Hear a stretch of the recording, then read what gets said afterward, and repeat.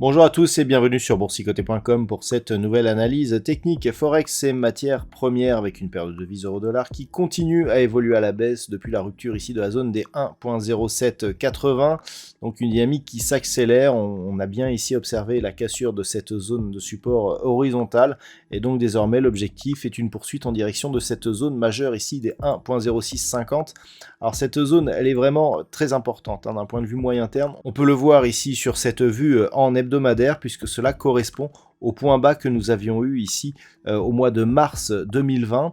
Le fait que l'on revienne ici sur cette zone est un signal très important. Une rupture nous donnerait un signal baissier sur l'horizon de temps moyen-long terme qu'il faudrait absolument prendre en considération.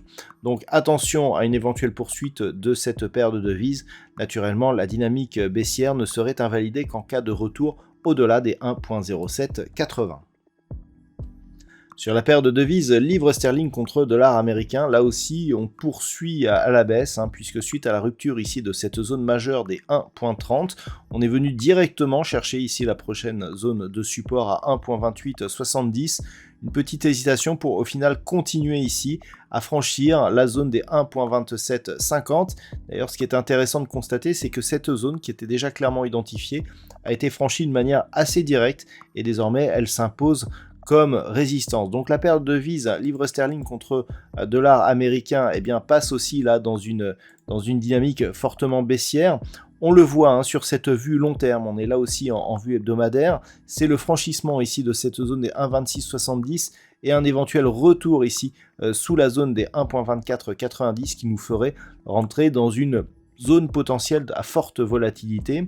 Donc attention ici à cette prochaine zone de support proche des 1.2670 depuis la rupture ici de cette zone des 1.2750. Sur l'or, on souffle un petit peu le chaud et le froid, puisqu'après avoir ici tenté une rupture des 1960 $ l'once, on s'est rapproché ici de la zone des 2000, on est revenu sous cette zone. Et puis au final, là où on attendait un retour ici sur la zone des 1910, on l'a cassé cette zone. Et donc d'un point de vue un peu plus moyen terme, le fait ici d'avoir cette cassure, on n'est pas encore sur un mouvement de retournement, mais c'était le dernier, le dernier rempart face à une cassure ici de la zone des 1880.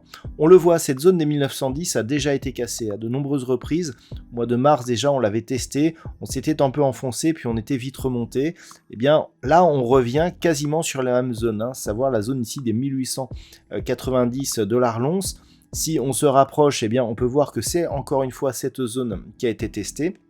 Si on revient rapidement au-dessus des 1910 $ l'once, on pourra clairement penser qu'on reste ici dans une dynamique qui s'est totalement neutralisée. Par contre, si 1910 n'est pas repris ou scénario alternatif, si cette zone des 1910 $ l'once venait à s'imposer comme résistance, clairement on se placerait ici dans une dynamique de poursuite du mouvement baissier avec comme objectif donc un retour voire une cassure de la zone des 1880 $ l'once, ce qui d'un point de vue moyen terme nous donnerait un objectif ici à 1850 $ l'once. Sur le WTI, la menace d'une baisse de la demande provoque là aussi une poursuite de mouvement baissier. Alors, ce qui est très intéressant, c'est que par rapport à cette dynamique ici, qui avait porté les cours du WTI sur des niveaux proches des 110 $ le baril, on était à 109,09, on a eu ici une phase de consolidation et on vient de casser ici le retracement à 61,8% de Fibonacci, ce qui mécaniquement nous donnera un objectif ici de retour sur cette zone des 92,60 étant ici que la zone des 98,90 n'est pas recassée à la hausse. Donc quelque part ça entérine un petit peu la neutralisation que nous avions, je vous en parlais il y a peu. On avait effectivement cassé ici à la hausse cette zone des 115 $ le baril et depuis la zone des 115 agissait comme zone de résistance majeure. On avait eu ensuite la zone des 110 et là le fait que l'on n'ait un objectif de retour sur cette zone des 92 est assez intéressant, car en cas de cassure, on aurait un début de dynamique baissière qui se mettrait en place sur le WTI. Il faudrait toutefois valider une cassure de la zone des 88,20 $ le baril pour confirmer ce retournement. Donc pour l'instant, d'un point de vue moyen terme, ça reste neutre sur le WTI, mais attention en cas de poursuite ici en direction des 91,80 $ le baril. Et enfin sur le Bitcoin, il semblerait que l'on s'installe dans une dynamique baissière, puisque suite à de nombreux tests, on est en train de casser ici cette zone entre 39 650 et 40 000 $ pour un Bitcoin. Ce qui est intéressant, c'est que par rapport à cette cassure, on est en train ici de s'installer dans une dynamique baissière. Si la zone ici des 39 650 agit comme zone de résistance, on a deux objectifs qui sont d'un point de vue moyen terme assez intéressants. Voilà, on va repasser en daily. Sur ce graphe, on voit bien ici que on est en train de tester cette zone. On a ici une zone à 36 300 $ pour un Bitcoin et ici une zone proche des 33 000 $ pour un Bitcoin. Si ces deux niveaux sont cassés, on reviendra sur le niveau majeur des 30 000 $ pour un Bitcoin. Et sur cette zone majeure, si nous avons ici une cassure, eh bien on aurait un retournement majeur de la tendance long terme. Ce qui voudrait dire que le Bitcoin, qui a toujours été en tendance haussière, pourrait passer en tendance baissière d'un point de vue moyen long terme.